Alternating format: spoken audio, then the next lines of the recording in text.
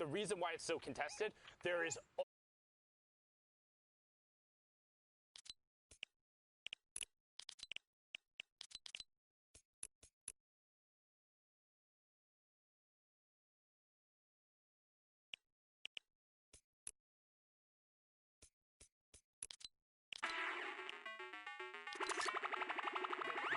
directly above the block, and then a brute lands right next to him. I mean, that is just praying to RNGesus and taking every advantage of it. The stars certainly aligned, but like you said, they took big advantage of the situation. Ended up coming out there with 4 eliminations and basically everything else that they could need up to that point. I think there was a heavy snipe, which we see here, sit up the top of Viking Village, taking a shot there, can't quite connect.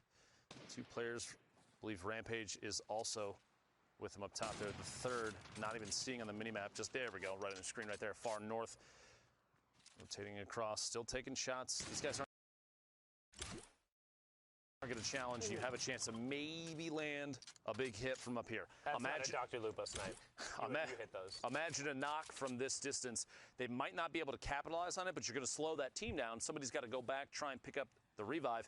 Meanwhile, this trio will rotate in and get ahead, just like this, try and get inside the safe zone, and they can stormhold at this point. Yeah, you have to be so absurdly careful when doing that off the edge of the mountains. You want to avoid trees there at absolutely all costs, because if you clip a tree and suddenly lose your fall immunity, I mean, that is some of the worst. So I'm going to go like all the way back, right? PAX West, the very first time we actually did an event, we were going through, we were doing the tech testing, and we had like all the observers. I was like, hey, I'm going to do really well in this test. We'll make sure like everyone is watching me, all that. So we get it all lined up so everything is going. I'm flying into Tilted right away. I see a number of people there, really excited. I clipped a tree right when I was going, lost my immunity, fell down. Very first person eliminated from the match. We had to actually scramble all of the tech and the tests we were doing to then look at somebody else. I had to explain to everyone why I was the first one that was out. So that was fun, but avoiding that, I know Ninja was a big fan of that tree as well a number of times. So I feel as though a number of players have shared that similar experience, Tim the Tap Man especially. Meanwhile, pushing forward here, you have 2 players from a trio to the north already at that gas station. 1 is separated, which means if these 3 do run into them, I would not be surprised if aggression happens, especially a lead-off shot with that heavy snipe. A knock here on either one of those players. Abdullah all the way in the back. Nadia and Nasir still there, separated. And one thing about Siddig, M-Siddig, and Rampage, they were in the highlight video from Week 5. They qualified through the automatic qualification, and they actually dropped me a DM saying, hey, watch out for us. We feel like we've been playing very good. Like, give us a shout-out, because I promise we'll be there. Sitting on 61 points right now in the 6th game. They were in that top rank. Like, looks like we're going to be seeing them in the grand finals, and now hitting that snipe and being the aggressors here in the mid-game. But notice how there is a team coming up behind them, and they're only covering one direction right now. They're looking right now. You see the arrows in your mini-map down there. They're kind of jumping and rotating and checking to the left. They want to see if at some point there's a chance to find a shot. The knockdown there. Pushing forward. It looks like a little bit of a weapon swap issue. Desk pop with that sniper rifle. Meanwhile, they are building up the explodes to try and drop any of the material that they can. Get inside the box, take the ramp, go for the swap, find the shotty shot, and can't quite connect. Sitting down to 92 HP, a little bit of a panic. The splashes right now might be the key, especially if you have a teammate nearby. Pick that up, get the siphon off of it. 90 eliminated. It is now an outnumbered situation here. Secure the walls and make sure you own every piece of the structure. Yeah, right here. Stack up, splash it. Gonna happen? Maybe, maybe not. Waiting for it. Okay, no, no, use the full instead first. There we go. Make sure you get every little bit of it. They want to maximize their efficiency. They did have the other player knocked and they haven't quite converted on it, so they should know that player is looking for the revive. They're trying to find him right now and building up for the height advantage, but they're kind of opt to knock it down. I think you should probably just try and chase and find it. The shockwave a second ago, I believe, was from the opponent trying to take that ultimate high ground. M-Siddig still going for the knockdown on the structure here. We'll see. Yep, Abdullah all the way up top right now. Trying to rotate away, it looks like. I think the conversion just went over for that Elim as well. He got knocked and did take full damage and then will get the convert over right after the other one. So that's another 3 Elims going up to them, pushing them to 64 points, but 24 trios still remaining. The wall right at their back. You've got players flying across in front, the launch pad. This is kind of an interesting rotation. You have that trio basically separated from each other at this point. A player landing all the way on the north side next to that hill. You see him ducking around the outside now, making their way to the east to try and get inside the safe zone. And they do so. All inside now. Oh, yeah, they're on drift boards. Okay, I was trying to figure out like how they came flying through right there, but able to get a couple shots. I mean, that can be very scary, rounding in front of a trio who is ready to take shots at you on a drift board, but as long as you're able to clear enough space, people will generally trade shield tags for having a drift board on the rotation, because more often than not in trios, somebody is carrying excess shields, just with kind of how the loophole is right now, which is I'm a huge fan of, and the fact that trios really enables you to effectively always have at least 2 slots. I think the competitive player base as a whole is very appreciative of the number of shield restoring mechanics in the game right now. 123 builds in the inventory, 24 trios still remain. We have a minute 15 until we make our way to the 4th circle. It's like a far northeast push from where we currently are, the safe zone in the bottom right corner of your screen there. Making moves, the marks basically communicating what may or may not be the best call. They're going to build up for just a second. They've had pretty decently far storm rotations from them too, right? Like the zone hasn't been doing them a ton of favors, but meanwhile though, you remember that, I wonder how that mech team ended up doing, because everything ended up pulling towards north, so they should have just been set to be running wild, but haven't seen a ton from them. Their best bet, feed. Their best bet at this point may be to take, if they still have the mech, find a hill, build up around it, and protect it for late game. And that might be exactly what we're looking at right there. Yeah, in fact, minimap that's the same color as the team earlier that was on the island and dropped down into the block. So they are still up there. I'm assuming still with, actually, there's no mech on the minimap, so it may be gone now. Moving forward here. 18 seconds until this circle starts to push. Team up on the hill, they're going to have to move soon. I'm assuming a launch pad of there's something up there.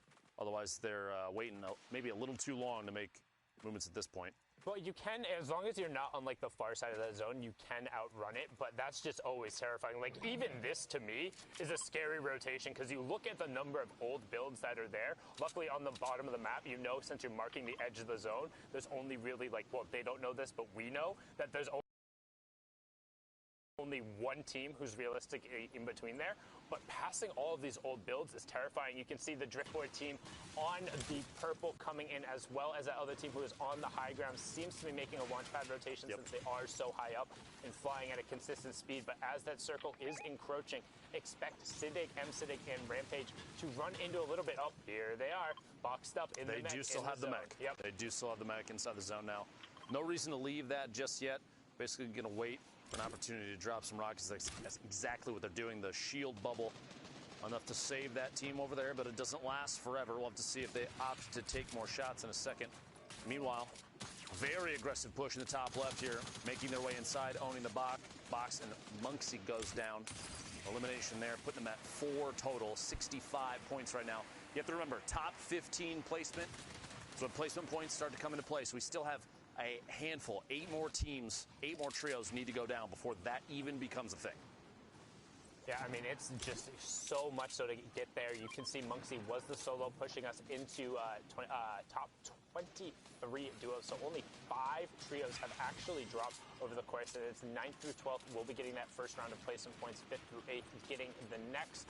3rd and 4th will receive one, and then 2nd gets a bump. So honestly, to me, 2nd place, it feels like a little bit better in the trios format when you get there, but at the same time, it makes that final fight just that much more important. Always being a 4-point swing. Like, yeah, you get the bonus because you were in 2nd place, but you know it could have always been that much more. And right now, these guys have priority on the near side of the zone, but there's a number of teams who pulled slightly better into some great dinks right there. You can see the headshot go through, but not a full shield break, only getting the 62 and then an immediate cover from the teammate. If you look at the next safe zone, too, a large portion of it is centered over the water, which, if you get caught out there, low builds or no builds, it's going to be like shooting fish in a barrel. The fact that you have to jump and hop slowly across the water, you don't run nearly as fast. You're basically exposed. It's going to be a tough spot if there's anybody over there. I would expect that northeast side and the west side are going to be completely chock full of teams. Players are going to try and avoid minus whoever that is in the bottom right, the southeast side of the next safe zone. They're just going to own that right now. There's no need to move too far. They're even on the slowest edge of the circle. They can just kind of wait and see who may make their way down the hills in towards this river. So in particular, because this is zone 4, which means zone 5, the next one is going to be the half in, half out. Yep. So you don't want to be central on the next zone. When this one closes, you banking on it being on the outside edge. If you're central, it's guaranteeing a short rotation, but that you have to move. If you're on the outside edge, there's a chance. Yeah, there's a chance that you pull zone and that you have a big opportunity to catch people in that rotation. Because going from far side there into the half and half is brutal if you don't have the correct amount of mobility, or it can even then just be bad because of sight lines. Like, we've seen people get beamed making regular launch pad rotations. Now, to no one's surprise, the inventory of the power trio, specifically, we had Fahad up there for a second. I would assume everybody's inventory on this team is absolutely stacked. You've got pump shotguns basically all around. I saw I believe two launch pads in Fahad's inventory. An RPG yet again. This trio seems to pick up some of the best loot every single game, which will help them consistently climb to the top. Now, loot's not a guarantee. Don't take it the wrong way, but it absolutely does help when you're looking at players like this. NM7 as well, all three of them. No eliminations yet, but 71 points literally proves the last 5 games for this trio has been through the roof. They have been just destroying. And they just pulled zone. Look at that bottom right-hand corner. You can see the the 2 orange triangles and then that 1 white. They pull zone. They have the stinks. They have rockets. They have a minigun. They have every single part of an arsenal you can want. But right now they are being challenged. You can see trying to get the wall back right away because they know they're on edge of zone. Good rocket away. And Mansour catches that one with his teeth. There was another damage tick over as well. But Power able to catch himself before. And now you get more loot to work with. Those are excess builds. So what can you do? You're already in zone. Build up with that extra material, do the Tfue special, build up a massive tower, go back down, and then mark yourself back up. That's the second E.E.U.U. You talked about it right there. We still have 7 more trios to drop before placement points end up coming through, but these E.E.U.Ms are going to go all the way through. 4 more trios now. We're at 19. Look at it. It's top 12. Sorry, it's top 12. Yeah, Not top 9 to 15. 12. Yep. No, it's all good.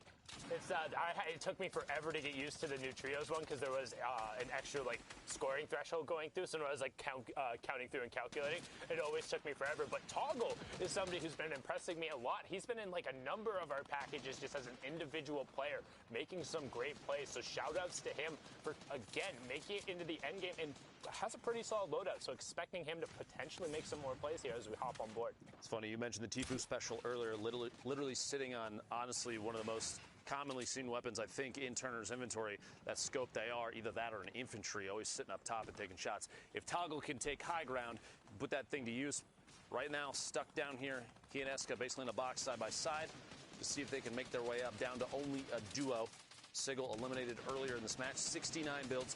2 shockwaves, which can come into play here in a second. We're going to see the next circle all the way south. We're looking at a push out basically into the water. Now, there were builds out there earlier from a team that was sitting in the water. So you know their structure.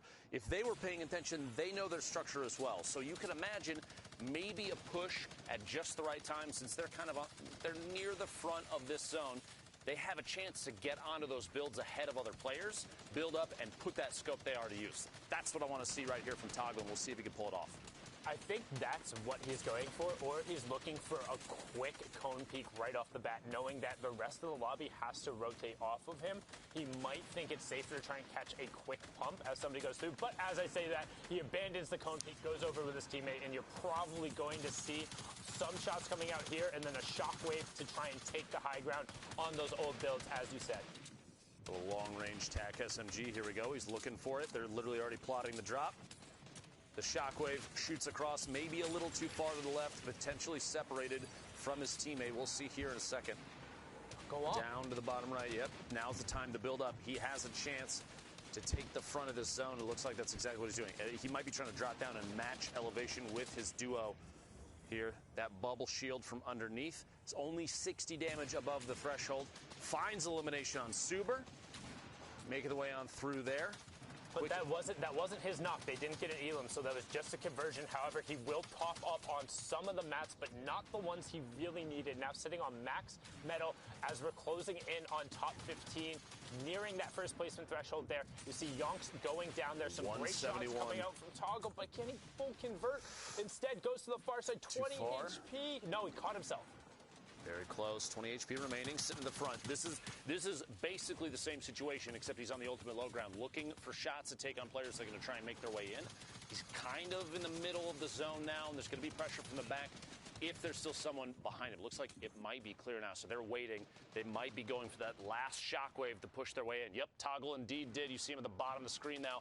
Landed basically right next to Rampage, Siddig, and Siddig. That trio all still alive. Meanwhile, the top, I am not even remotely surprised. Yonks is eliminated, but Fahad and NM7 sitting on the ultimate high ground. The minigun coming out. And if Fahad still has rockets remaining, this weapon combo might be the way to a victory. They have so many shields still, so many campfires. 6 RPG shots. There's no way they're splitting mats still, too, to make sure they have the ability to tarp out. This is some great teamwork, and this is what we talked about before. Kind of, this is where the game starts to break down a little bit in terms of the Middle East. You don't have the rest of the trios. You can't just stack up. You're forced to rotate. But this duo up on the high ground, this is all the amount of control that you need. Look at the shots going down, converting into elims. When we hopped on board with them earlier, they had 0. Now they're pushing up into 6 and 7 as they just have free high ground. Nobody is even looking at them. In the middle of that, NM7 did pick up 2 eliminations. That's 4 right there.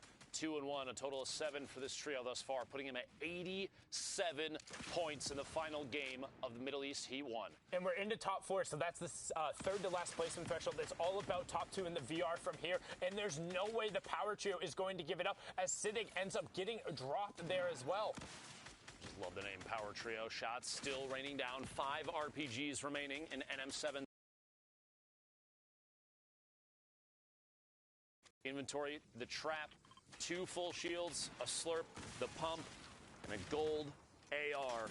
3 trios remaining, down to 2. The last set of placement points before the Victory Royale. An RPG to lead, trying to find a shotgun shot through the hole, and the last second flick on Toggle guarantees that Victory Royale. That's 9 elims and the VR. 24 points coming through there. That's back to back to back that we've seen. I think they won 4 games in total there through the whole stretch.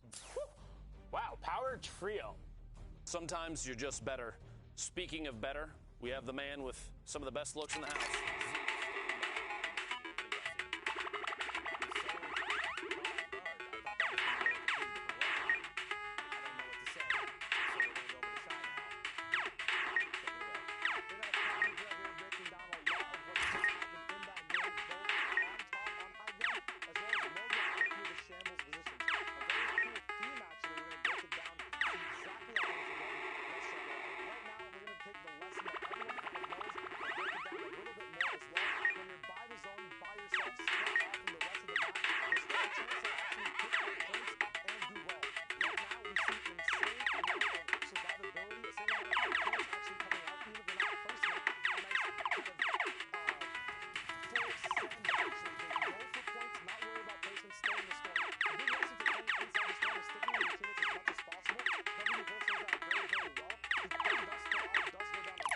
That does happen, but he still got a lot of points he wouldn't have got beforehand. Now, another perspective as well, on zone line, not actually in it, staying ahead of it with power weapons. You can't look back. That means the minigun's going to be used for quick, fast elims early, and then still full sending, no building. Don't worry about the loot. Just keep trying to shoot as much as possible. We'll see a Rezis trio, the last surviving member of it, staying on low ground next to zone line once again. Shambles position.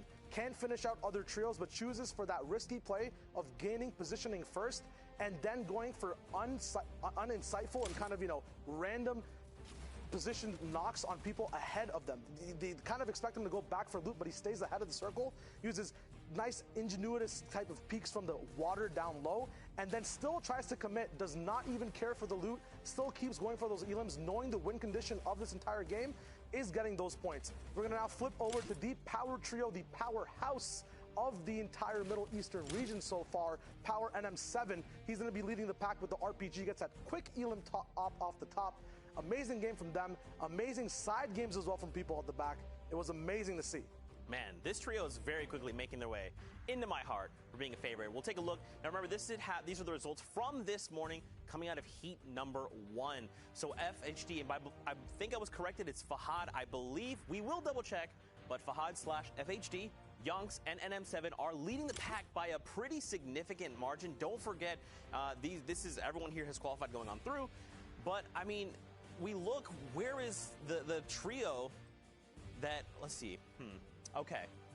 I like this trio. Do we have figured out what this is? Is it Siddig? I'm pretty sure it's the dig, yeah. I like it, okay. This is my second trio. Now, don't forget, Klops, Fiesel, they're still somewhere to be found. We'll catch up with them in their heats. But what do you think so far, man? I mean, I'm very impressed coming out of the Middle East. I mean, this is relatively a new region in the competitive format, and it's really cool to kind of see how they play, what their style of football is heading into these kind of qualifiers. The biggest thing I've seen is the utilization of different types of measures and tactics. You have the Power Boys who play and use everything for the actual end game, which is really nice, right? You see Shockers coming down all the way to the end. You see a lot of them used at the end. But then you have Rampage doing exactly what his name says. Rampaging forward mid-game, shockwave, stinks, explosions, everything in his inventory. He's sometimes down to just a tactical shotgun. I don't know if he's dropping his ARs, but it's all used mid-game. That's the majority of their plays. It's really cool to see different things go on the leaderboards and different placements top to bottom. And don't forget, guys, there is 7 regions playing here in Grand Prix. I know we all know Canada, of course we do. But don't forget there's other regions that also have been working incredibly hard to make it here and watch be crowned season champions. But with that, we're going to hop back into games. This is heat number 2, game number 4. We're back with Dr. Nico. So,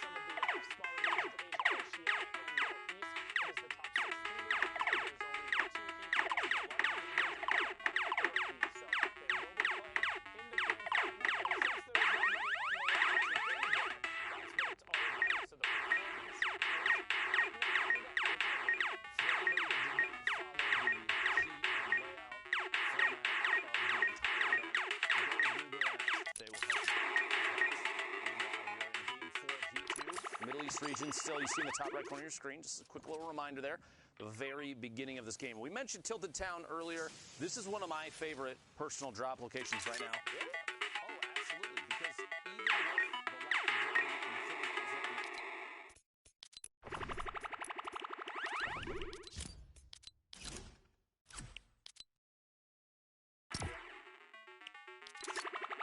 with the lack of ability there's a handful of other, little pieces to mix it up. A sniper maybe in the hands of one of your players, that kind of thing. So for me personally, I love seeing a Tilted Town drop because these players are going to come out with a guaranteed loot pool that a lot of competitive players are going to favor no matter what. Plus, infantry rifles are huge late game. You're going to see a lot of people getting picks from the top of towers while others are on rotation. I have to say,